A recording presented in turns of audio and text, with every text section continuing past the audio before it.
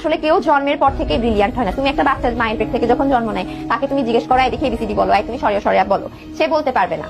কোন বাচ্চাটা বলতে পারবে যে এই বাচ্চাটাকে তার বাবা মা শিখিয়েছে, সে কষ্ট করে শিখেছে। তো কেউই আসলে মায়ের পেট থেকে ব্রিলিয়ান্ট হয় না।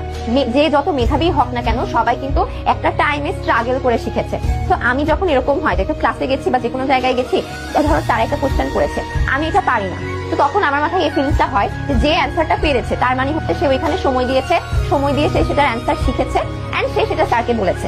অর্থাৎ কেউ কিন্তু একটা জায়গায় টাইম দেওয়া ছাড়া জন্মের পর থেকে শিখে আসে না। তো তোমরা এখানে অনেক স্টুডেন্ট আছো যারা হচ্ছে কমেন্টে রেসপন্স করো না, সবসময় ভাবো আরে কি অবস্থা, এখানে মাসুদুল তো সব অ্যান্সার দিয়ে দিচ্ছে, শিমুল তো সব অ্যান্সার দিয়ে দিচ্ছে, এরা অনেক ব্রিলিয়ান্ট, এরা সবকিছু পারে। ওরা আসলে সবকিছু পারে না, ওরা অনেক ব্রিলিয়ান্ট না। মেইন কাহিনী হচ্ছে এরা একটা জিনিস পড়ছে, তোমরা সেখানে পড়ছো না। ওরা যে টাইমটা পড়াশোনায় দিচ্ছে, তোমরা সেই টাইমটা ফোন টিপাতে দিচ্ছ, ফেসবুকিং এ দিচ্ছ। এই জিনিসটা ডিসাইড করার দায়িত্ব তোমার। তোমার টাইমটা তুমি কোথায় দিবা? তুমি ফেসবুকে টাইম দিয়ে ফেসবুক সেলিব্রিটি হবা, নাকি তুমি পড়াশোনায় টাইম দিয়ে একটা ভালো রেজাল্ট করবা? তো কেউই হচ্ছে একজন আরেকজনকে বলো না যে অনেক ব্রিলিয়ান্ট, অনেক ব্রিলিয়ান্ট।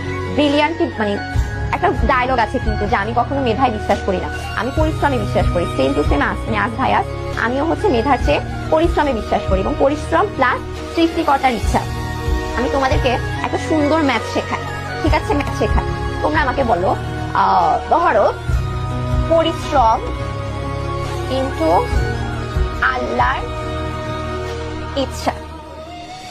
তুমি একটা কাজের জন্য একদম নিজের 100% দিয়ে ফেলেছো, ঠিক আছে? 100% দিয়ে ফেলেছো, তারপরও কখন ওই কাজ জিনিসটা হবে না বলো তো? তুমি তোমার 100% দেওয়ার পরও কোন সময় হচ্ছে তুমি সেই জিনিসটা পাবা না? যখন আল্লাহর ইচ্ছা 0 থাকবে তখন তোমার সেই কাজটা হবে না। খেয়াল করো, তুমি যদি একটা কাজে পরিশ্রম দেওয়ার পর সেই জিনিসটা না পাও, আশাহত হইতে হবে না। মনে করবা না যে আমার জীবন এখানে এসে, তখন এইটা মাথায় রাখতে হবে, আল্লাহ আমাকে এই জিনিসটা দেয় নাই, তার মানে আমাকে আরো বেটার কিছু দিবে। আমি আমার পরিশ্রমটা থামাবো না। আমি আমার এক্সাম্পলটা দিই। আমি চিটং কলেজে টপার ছিলাম, ঠিক আছে? আমি একটা রেজাল্ট দিত টপার কারা, ওই টপারের সবসময় টপ করতাম, খুব পড়াশোনা করতাম।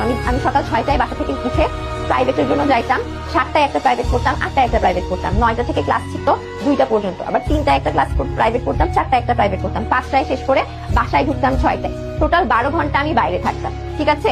চাইলে আমি বাঙ্ক করতে পারতাম, কিন্তু আমার বাসা থেকে কলেজ ছিল অনেক দূরে, আমার গাড়ি আমি সিএনজি নিয়ে যাইতাম যাতে আমি টায়ার্ড না হই। আমার মা প্রতিদিন আমাকে 500 টাকা দিত, আমি সেই 500 টাকা যে আমার কাছে রাখতাম, আমার কাছে মনে হতো এটা আমার দায়িত্ব, আমি ঠিকঠাক মতো পড়াশোনা করি। আমি অনেক পড়াশোনা করার পরও আমার এইচএসসিতে গোল্ডেন আসেনি, আমার বাংলায় মিস গেছে, ইংলিশে মিস গেছে। তো আমি তখন হচ্ছে ঢাকা শান্তিনগরে কোচিং করতাম, এদিকে অ্যাডমিশনের কোচিং করতাম। আমি যখন এইচএসসি রেজাল্টটা দেখি, আমার এত কান্না পেয়েছে, আমি অনেক কান্নাকাটি করেছি। তারপর মনে হলো থাক, কান্নাকাটি করে কি হবে, আমি হচ্ছে কোচিং এ যাই। কোচিং এ পরীক্ষা দিতে গেছি, আমি সবসময় কোচিং এর পরীক্ষায় ফার্স্ট হইতাম। তো যারা আমার আশেপাশে অনেকে ছিল, আমি সেই দিন বুঝছি যে অনেকে আমাকে দেখতে পারে না। তারা জিজ্ঞেস করেছে যে সাবরিনা তোমার রেজাল্ট কি আসছে? আমি বললাম যে আমার তো বাংলা ইংলিশে এ প্লাস আসেনি। পরে আমি দেখলাম ওরা এটা নিয়ে খুব মজা পাচ্ছে, আর তো বাংলা ইংলিশে এ প্লাস আসেনি। তো আমার অনেক মন খারাপ হইলো, আমার তো এদের সাথে কোনো কম্পিটিশন নাই, এরা কেন আমার রেজাল্ট নিয়ে হাসাহাসি করছে?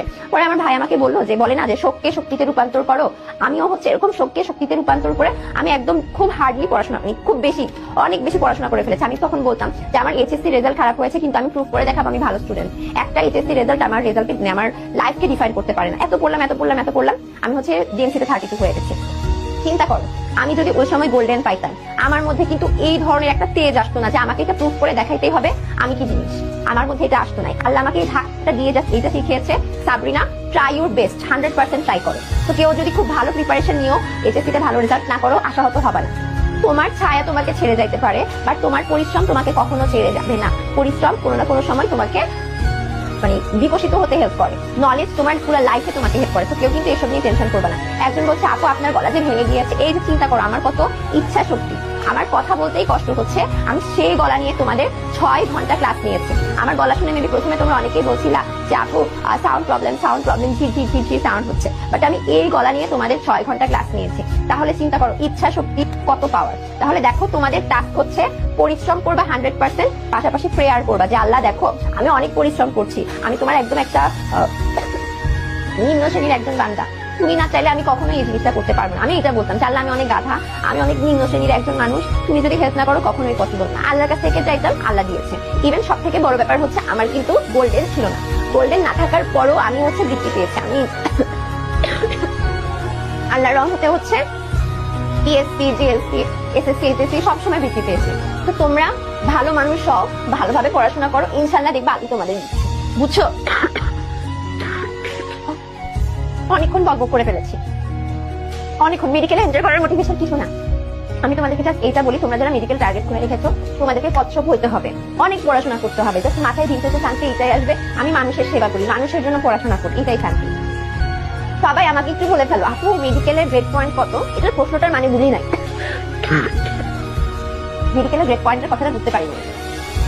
আমার প্রফ পরীক্ষা হয়, আমি ফার্স্ট প্রফে পেয়েছি 78%, সেকেন্ড প্রফে পেয়েছি 79%, থার্ড প্রফে পেয়েছি 77%, ফাইনাল প্রফে পেয়েছি 77%। এগুলো হচ্ছে আমার মেডিকেলের নাম্বার। যদিও আগে আমি ভালো স্টুডেন্ট ছিলাম, এখন গাধা স্টুডেন্ট হয়ে গেছি। আমি হচ্ছে স্টুডেন্ট পড়াই, সোশ্যাল ওয়ার্ক করি, বিভিন্ন জায়গায় লেখালেখি করি, অনেক কিছু মেনটেন, এরপর ক্লাসের মনিটর, সবকিছু মেনটেন করার পর আমার এই মার্কসটা আসছে। মেডিকেলে ঢুকতে কত লাগে? এবার মার্কস ছিল 67। সবাই বলে ফেলো তো ক্লাস কেমন লেগেছে? ক্লাস কেমন লেগেছে আপু একটু জানিয়ে দাও। ক্লাস যদি ভালো লাগে, ভালো মতো পড়াশোনা করো, সবাই ভালো থাকবা, সুস্থ থাকবা, অনেক বেশি পড়াশোনা করবা, ঠিক আছে? আর কারো কোনো কনফিউশন তোমাদের কাছে হোমওয়ার্ক গুলো দিয়েছে ওগুলো কিন্তু আমাকে সাবমিট করবা। সবাই ভালো থাকো, সুস্থ থাকো, আল্লাহ হাফেজ।